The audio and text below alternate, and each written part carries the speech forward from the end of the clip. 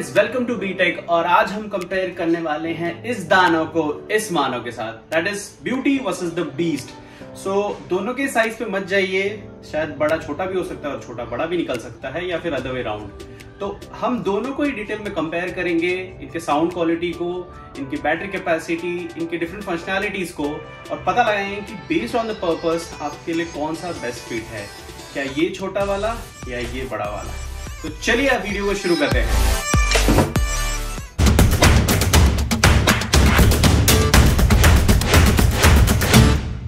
Before moving ahead, अगर आप नए हैं इस चैनल पे तो प्लीज सब्सक्राइब करें मेरे चैनल को, because with BTech we are trying to keep the review simple but important. आपका एक सब्सक्राइब और एक लाइक मेरे बहुत काम आ सकता है।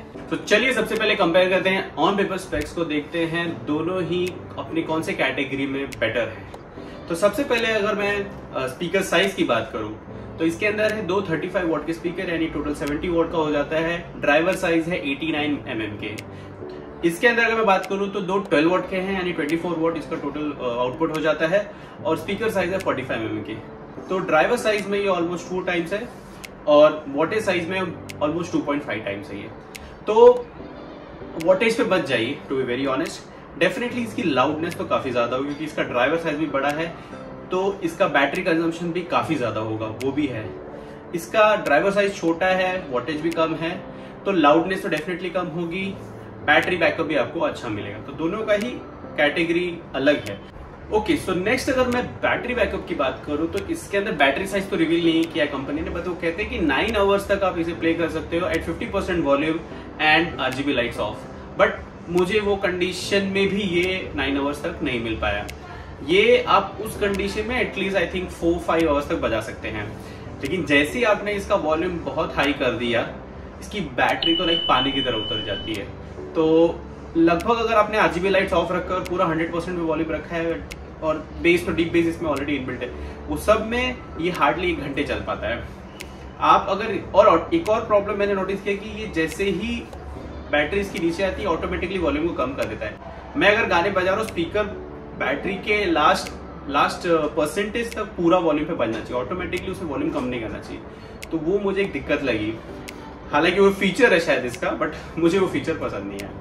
अगर मैं इसकी बात करूं तो इसमें कंपनी ने क्लेम किया है 2600 mAh का बैटरी है, और अराउंड 70% और 60% वॉल्यूम पे अगर आप इसे रखते हैं तो आप इसे लगभग 20 घंटे तक बजा सकते हैं। तो जब ये नया था तो 20 घंटे तक तो नहीं पहुंच पाता था, बट एटलीस्ट 16-17 आवर्स तक चला जाता था एक गिवन कंडीशन। तो बैटरी बैकअप के मामले में ये बहुत अच्छा लगा मुझे। अभी जैसे जैसे मैं इसको यूज कर रहा हूँ, बैटरी बैकअप डेफिनेटली नीचे आ गया है। इसे लगभग 1 साल हो गया मुझे यूज करते हुए, तो अब ये लगभग 10 घंटे चल पाता है at the given condition. So this is about battery.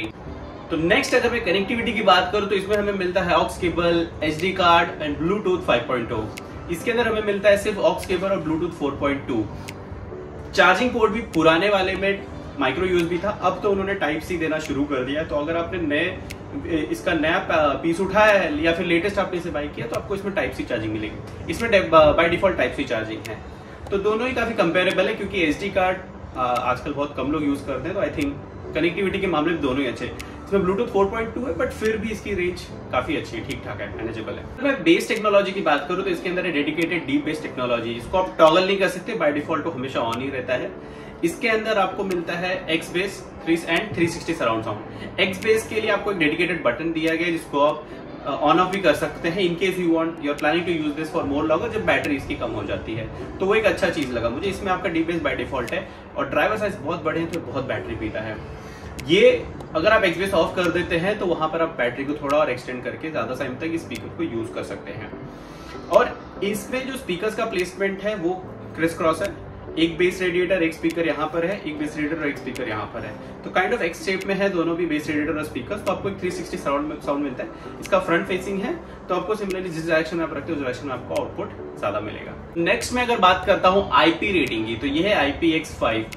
तो इसको आपको थोड़ा संभाल के यूज करना पड़ेगा, थोड़े बहुत छींटे वगैरह गए तो फाइन है। इसके अंदर है IPX7 रेटिंग। तो अगर आपने इसको पूरा का पूरा पानी में ड्रॉप भी कर दिया तो कोई प्रॉब्लम नहीं है। तो ये IP रेटिंग के मामले में अगेन ये जीतता है। मैंने खुद इसको यूज किया और एक बार पूल में गलती से गिर गया था, तो फिर भी एकदम सही बज रहा था। इनफैक्ट आप इसके टॉप पोर्शन पे पानी रख के you can play a base sound and that will give you a good effect. यहाँ पर आप वो सब चीजें मत करिए, क्योंकि ये सिर्फ IPX5 रेटिंग है इसके अंदर। नेक्स्ट एक और चीज मैं इसमें बताना चाहता हूँ कि इसके अंदर RGB लाइटिंग है। कोई बहुत यूजफुल तो मुझे लगी नहीं, बट डेफिनेटली आपकी बैटरी इनफैक्ट वो ज्यादा ही खाती है। तो आप एक काम कर सकते हैं, इनफैक्ट उसको बंद कर दीजिए। अगर आपको ज्यादा बैटरी यूज करनी है तो आप उसे ऑफ ही रखिए और तब आप इसको ज्यादा देर तक यूज कर सकते हैं। तो लास्ट में अगर मैं बात करूं इनके डुअल पेयरिंग मोड फंक्शनैलिटी की, तो दोनों ही डुअल पेयरिंग मोड सपोर्ट करते हैं। यानी अगर आप एक और डिवाइस खरीदते हैं या फिर किसी फ्रेंड के पास एक और डिवाइस है तो आप दोनों को पेयर करके सिंक में गाने बजा सकते हैं। कॉल फंक्शनैलिटी दोनों ही सपोर्ट करते हैं। ऑल्दो मैं बहुत बड़ा फैन नहीं हूँ कॉल लेने का voice speaker, I usually prefer phone, but अगर आप लेना चाहते तो आप उसे भी इनके थ्रू ले सकते हैं।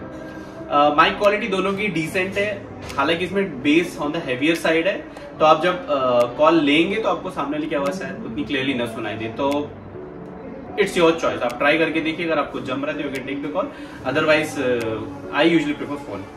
लास्ट में अगर मैं एक और पॉइंट की बात करूं तो इनके अंदर आप गूगल एंड सीरी दोनों वॉइस असिस्टेंट सपोर्ट होता है, तो आप उसको भी यूज कर सकते हैं। तो प्राइसिंग की अगर मैं बात करूं तो प्राइसिंग में ये जब लॉन्च हुआ था तब ये लगभग 4000 का था। बीच में इसकी प्राइस बढ़ी थी, ये 6-7 हजार तक गई थी और फिर अभी ये 4500 पर बिक रहा है।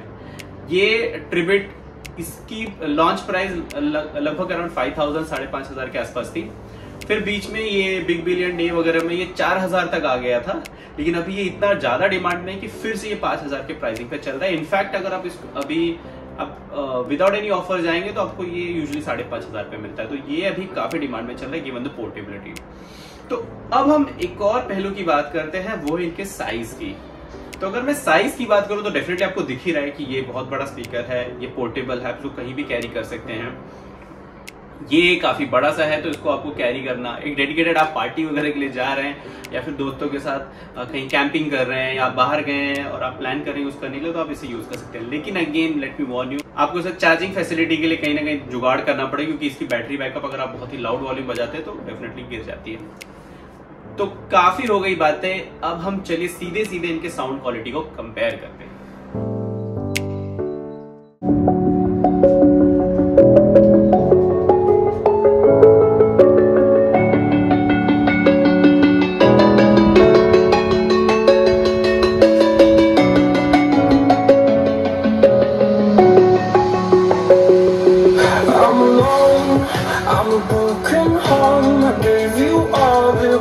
That I own and know I'm letting go, I'm breaking these walls down, breaking these walls down. If you want adventure then follow home, but if you wanna travel then go alone. Yeah, what's the point in us if I never know? Yeah, if you're gonna leave I'ma let you go.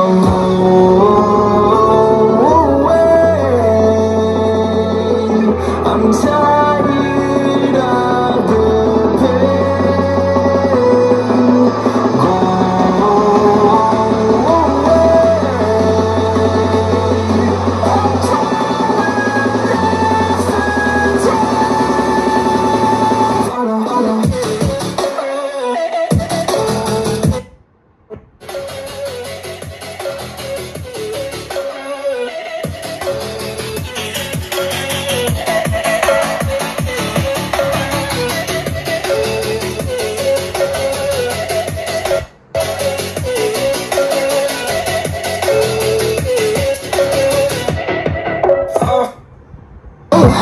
My demons down, my only time where I could is time to get back up, climbing and climbing, I'm done.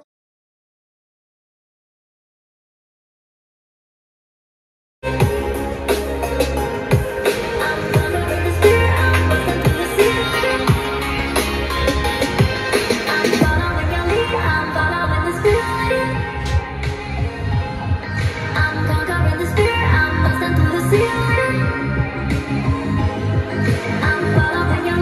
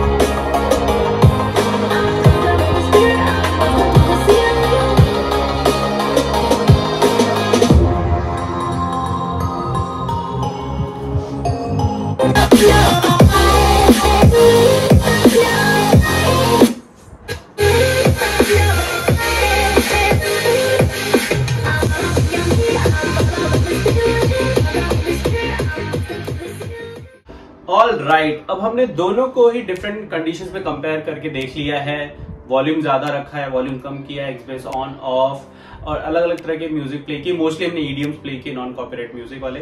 सो आपको एक overall idea तो आ गया हो कि कौन सा वाला better है।